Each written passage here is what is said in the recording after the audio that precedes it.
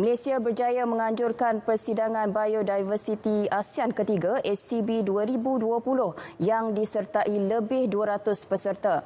Persidangan yang berlangsung secara maya itu memberi tumpuan kepada peranan dan tanggungjawab sektor perniagaan serta swasta dalam usaha memelihara biodiversiti dan perkhidmatan ekosistem.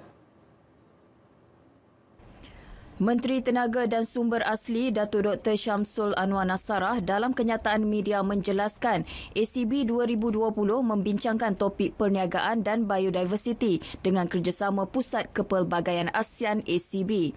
Malaysia diiktiraf sebagai satu daripada 3 negara Asia Tenggara yang tersenarai dalam 12 kepelbagaian biologi mega di peringkat dunia. Pengiktirafan tersebut merupakan cerminan kepada kekayaan sumber biodiversiti rantau Asia Tenggara.